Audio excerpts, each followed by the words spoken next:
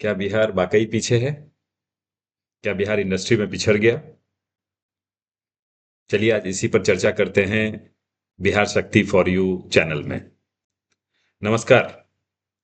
आप देख रहे हैं बिहार शक्ति फॉर यू। यह एक ऐसा मंच है जो बिहार की असली तस्वीर, ताकत और संभावना को आपके सामने रखता है। आज हम ये टॉपिक लेकर आपके सामने आए हैं कि क्या बिहार वाकई औद्योगिक रूप से पिछड़ गया है, और अगर हाँ तो क्यों, और फिर से इसको डेवलप करने के लिए क्या क्या कर सकते हैं। तो चलिए आज हम आपके सामने दो महत्वपूर्ण बिंदु पर चर्चा करेंगे। एक, हम आपको भारत के अन्य राज्यों की तुलना में बिहार की वर्तमान औद्योगिक स्थिति को दिखाते हैं। दूसरा, कुछ हिस्टोरिकल रीजंस हैं, कुछ पॉलिसी रीजंस जिसके कारण बिहार पिछड़ा। तो आपके स्क्रीन पर आप देख रहे होंगे कि मैंने पूरे भारत में जो अन्य राज्यों की इंडस्ट्रियल पोजीशन है, जैसे उदाहरण के तौर पर यहाँ देखिए, तमिलनाडु में लगभग 15% इंडस्ट्री है पूरे भारत की, और महाराष्ट्र में 12 से 13% इंडस्ट्री है। आंध्रा 10% से ज्यादा, गुजरात 10%। चलिए सीधा बिहार पर आते हैं, लगभग 2%, 2 से 2.5% के बीच में ये इंडस्ट्री का पोजीशन है परसेंटेज में। आप नंबर में भी जानना चाहेंगे?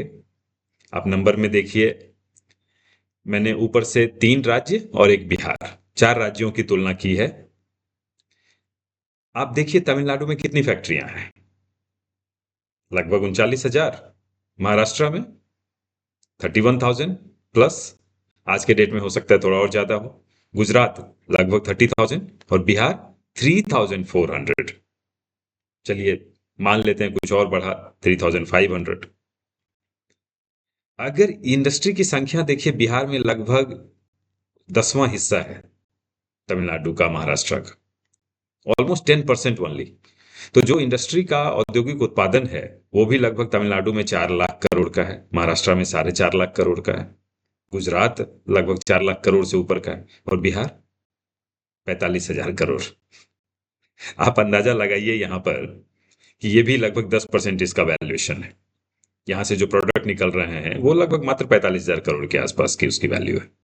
तो बिहार कितना पीछे है ये सिर्फ नंबर से यहाँ देखिए, और बाद में अगर आप इसको जनसंख्या में देखिएगा कि तमिलनाडु का कितना पॉपुलेशन है, महाराष्ट्र का पॉपुलेशन, तो पर कैपिटा अगर बिहार में आप इंडस्ट्री देखेंगे, इसको अगर आप 14 करोड़ 13 करोड़ जो हमारा पॉपुलेशन है बिहार का भी, उससे भाग देकर देखिए, तो पर कैपिटा जैसे आप इनकम कहते हैं वैसे ही पर कैपिटा इंडस्ट्री भी तो हो सकती है। वो कितना पीछे आप खुद निकाल कर देखिएगा और कमेंट कीजिएगा इसके बारे में। चलिए हम आपको भारत के इस नक्शे पे कुछ दिखाना चाह रहे हैं कि जो 1970-71 में बिहार का पोजीशन था, लगभग 4.5%। आप यहाँ देखिए, उस समय बिहार झारखंड मैं एक करके ले रहा हूँ मैप सुविधा के लिए। उस समय भी लगभग 5% के आसपास 1970s में बिहार के पास इंडस्ट्री थी, जो लगभग अब घट के 2.5% से भी कम आ गई है। और अन्य राज्यों को भी आप देखिए, महाराष्ट्र देखिए, तमिलनाडु देखिए, कर्नाटका देखिए, और आप खुद एक टेबल बनाइए और कंपेयर कीजिए, और खुद आप एक दो कारण उसमें से ढूंढिए। लेकिन मैं यहां पर जो आपके सामने कुछ कारण लेके आ रहा हूं, एक कुछ पॉलिसी रिलेटेड थिंग्स, उससे पहले आपको एक और चीजें दिखा रहा हूं कि इसी मैप में जब बिहार 3,500 4,000 के पास बिहार में फैक्ट्री थी, कब? 1990 में। देखिए यहाँ पे एक्स एक्सिस पे, वाई एक्सिस आपको ये बता रहा है नंबर ऑफ इंडस्ट्रीज। तो इंडस्ट्रियल डिक्लाइनेशन का एक जस्ट रिप्रेजेंटेटिव चार्ट है ये। 2000 से 2005 के बीच में देखिए, या कहिए तो 90 के बाद से, 95 के बाद से जो डिक्लाइन किया इंडस्ट्री, सीधा 3,500 4,000 से घट करके 1500-1600 के आसपास आ गया। ये रिपोर्ट देखिए, India status industrial growth and डीके में भी आप देख सकते हैं। रेफरेंस के लिए भी अच्छा है, आप भी कहीं डेटा प्रेजेंट करें तो आप रेफर कीजिए उसको, कहां से आपने ये डेटा लिया है। चलिए आगे आपको दिखाते हैं। आपने नाम सुना होगा जमशेदपुर का, तो नाम खैर हर किसी को पता है। डालमिया नगर की इंडस्ट्रीज को भी देखी होगी, 1933 में लगा था। ऑलमोस्ट ये दूसरा सबसे बड़ा औद्योगिक केंद्र था झारखंड, जमशेदपुर के बाद, टाटा के बाद। लगभग उस समय 20 से 20,000 के आसपास लोग काम करते थे, और उस वहाँ पेपर फैक्ट्री थी, सीमेंट फैक्ट्री थी, चीनी मिल थी, सभी सभी बंद हो गई अब। तो इसका कारण क्या है और आज तक वो स्टार्ट नहीं हुआ फिर से? आप खुद पता लगाइए कि क्या हुआ है, वहां की क्या राजनीतिक परिस्थिति है, क्या गवर्नमेंट की पॉलिसीज है जो फिर से रिवाइव नहीं कर पा रही है। तो इससे डिटेल से अगर आप देखेंगे तो बहुत सारे रिपोर्ट आपको बिहार की ऐसे इंडस्ट्रियल स्टेटस के बारे में, सिचुएशन के बारे में मिलेगा। एक अतुल ठाकुर जी का कहना है, टाइम्स ऑफ इंडिया का रिपोर्ट है 2020 का, कि 90s में हम, 1990 में हम जहां खड़े थे आज भी वही हैं। सही बात है, आपने ग्राफ में देखा, लगभग 4,000 3,500 इंडस्ट्री थी 1990 के आसपास, आज भी वही है। दुर्भाग्य यह है कि जब 90 के बाद से पूरा देश इकोनॉमिक लिबरलाइजेशन का फायदा उठा रहा था, जब इंडस्ट्रियां बढ़ रही थी, चाहे मैन्युफैक्चरिंग हो, चाहे आईटी में हो, सर्विसेज में हो, तब बिहार में इंडस्ट्री नहीं लग रही थी। चलिए, इसका एक कारण ये हो सकता है कि 1952 में, जब आप देखिए, जब एक पॉलिसी आई थी, नेहरू फ्रेट इक्वलाइजेशन पॉलिसी 52 में, इसमें आप देखेंगे कि उस समय एक नेहरू सरकार के द्वारा एक नीति बनाई गई थी कि जो रॉ मटेरियल जहां भी होता है, उसका रॉ मटेरियल का कॉस्ट भारत के अन्य राज्यों में भी सेम होगा। उदाहरण के तौर पर, अगर यहाँ पे कोयला आपको मिल रहा है सपोज 1,000 रुपए पर क्विंटल, तो यहाँ भी वही रेट होना चाहिए। तो जो ये फ्रेट का कॉस्ट है, जो माल ढोने का जो किराया है या जो और खर्चे हैं, ये सरकार वहन करेगी या सरकार उस इंडस्ट्री को सब्सिडी देगी। तो इसका सीधा सीधा नुकसान बिहार को क्या हुआ कि यहाँ जो इंडस्ट्री यहाँ लगने वाली थी रॉ मटेरियल के कारण, वो इंडस्ट्री अब अन्य राज्यों में लगने लगी, क्योंकि वहां से एक्सपोर्ट करना या वहां कंज्यूम करना अन्य इंडस्ट्री को आसान था, इंडस्ट्री के लिए। तो इसका नुकसान ये हुआ कि इस रीजन में इंडस्ट्रियां लगना बंद हो गई, बंगाल भी पिछड़ा।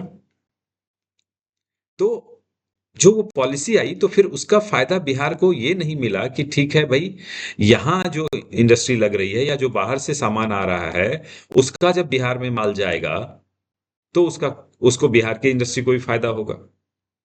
तो कुछ भी ऐसी पॉलिसी आई जिसके कारण से बिहार सिर्फ और सिर्फ एक प्रोवाइडर बन गया, एक माइंस बन गया, ये प्रोड्यूसर नहीं बन पाया। 1952 के बाद आप देखिए, उसके बाद कोई इंडस्ट्री नहीं लगी। हो सकता है डालमिया नगर में या जमशेदपुर के आसपास जो एक लिमिटेड नंबर ऑफ इंडस्ट्रीज थे, वही रह गई। खैर, आप इस पर और भी जानकारी हासिल कर सकते हैं, लेकिन ये एक बहुत बड़ा रीजन था कि बिहार झारखंड उस समय पिछड़ गया। चलिए, उसके बाद कुछ अपने फ्रेंड हैं जो कहते हैं, मैंने फीडबैक उठाया है सोशल मीडिया से, कहते हैं कि ये तो 1992 में फ्रेटिकुलेशन पॉलिसी को विड्रॉ कर लिया गया। चलिए, 1993 में, आज लगभग 30 साल हो गए, फिर भी बिहार 30 साल में क्यों नहीं ऊपर उठा? तो इसका एक आसान सा जवाब यह है कि बिहार जब 1993 में पॉलिसीज हट गई, जब इसका फायदा मिलना चाहिए था, तो उस समय बिहार अपने बहुत ही बुरे स्थिति से गुजर रहा था। वो था 90s के बाद का जंगल राज। इंडस्ट्री के लिए सबसे ज्यादा जो सुरक्षा जरूरी थी, सुरक्षा और भरोसा, वो बिहार से लगभग खत्म हो गई थी। आप बहुत सारे रिपोर्ट में देख सकते हैं कि वहां अपहरण, रंगदारी, माफिया राज, ये सब इतना हावी हो गया था कि इंडस्ट्रीज नहीं लग पाई। और कोई पॉलिटिकल इंटरेस्ट नहीं था, पॉलिटिकल लीडर्स का, गवर्नमेंट का ऐसा कोई भी विजन नहीं था कि वहां इंडस्ट्री लगे, उनको सिक्योरिटी प्रोवाइड किया जाए, उनको सब्सिडी प्रोवाइड की जाए। ऐसी परिस्थिति बनाई गई जिससे कि वहां की जो एग्जिस्टिंग इंडस्ट्री थी वो भी धीरे धीरे खत्म हो गई। आपने ग्राफ में भी देखा, लगभग 4,000 से लगभग हम कितने, 1,500 के आसपास आ गए थे। तो चलिए, आज की परिस्थिति में अगर कहें तो कुछ इंफ्रास्ट्रक्चर की कमी है, कुछ बैंकिंग और फाइनेंस सेक्टर का अभाव है, एमएसएमई कर रही है, सरकारें कर रही हैं, बट अभी फिलहाल उतना फायदा नहीं मिल रहा है। स्किल लेबर फोर्स, बाहर की इंडस्ट्री ज्यादा लग रही है तो ऑफ कोर्स लेबर माइग्रेट करेंगे। हालांकि वहां अन्य राज्यों में बहुत सारे इश्यूज होते हैं लेबर के साथ, आप बहुत सारे मीडिया रिपोर्ट्स में देखते होंगे कि बिहार के लेबर के साथ ऐसा व्यवहार किया गया, ऐसा व्यवहार किया गया, कुछ घटनाएं घटती हैं ऐसी। बट उससे ऊपर उठकर हम देखें कि बिहार में इंडस्ट्री क्यों नहीं लग रही है, लगेगी तो बहुत सारे ऐसे होंगे जो हो सकता है अपने राज्य में आकर काम कर सकें।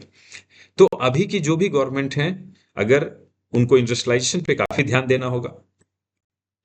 तो अब सवाल ये उठता है कि कैसे बिहार डेवलप किया जाए।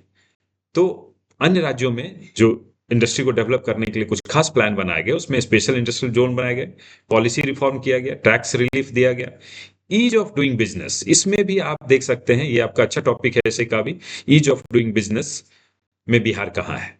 Startup ecosystem, agro based industry को बढ़ावा देना, स्किल मैन पावर की वापसी और ट्रेनिंग।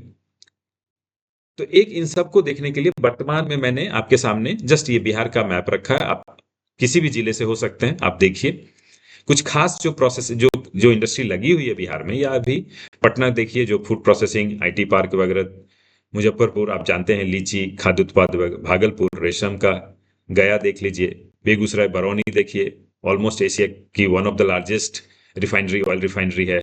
आज वहाँ पे थर्मल फर्टिलाइजर फिर से एक्टिवेट हो गया जो बंद हो गया था 90s के समय में। हाजीपुर देख लीजिए, बहुत बड़ा इंडस्ट्रियल जोन बना है। लेकिन इन सब के बावजूद हम आज वहीं पिछड़े पड़े हैं। तो आप जिस जिस जिले से बिलोंग करते हैं, जहां पे हैं, आप ये भी देखिए कि उस जिले में और क्या किया जा सकता है। ऐसा कमेंट्स कीजिए, क्योंकि यह एक चैनल सिर्फ कुछ नॉलेज देने के लिए नहीं है, ये बिहार को फिर से, बिहार को, बिहार के रिसर्जन, बिहार के पुनर्निर्माण के लिए ये सीरीज चलाया जा रहा है। इसमें बहुत लोगों की जरूरत पड़ेगी, आप सभी लोगों की जरूरत पड़ेगी। आज मैं अपने चैनल को यहीं स्टॉप करता हूं, अपने इस वीडियो को, अगले सीरीज में फिर मिलते हैं।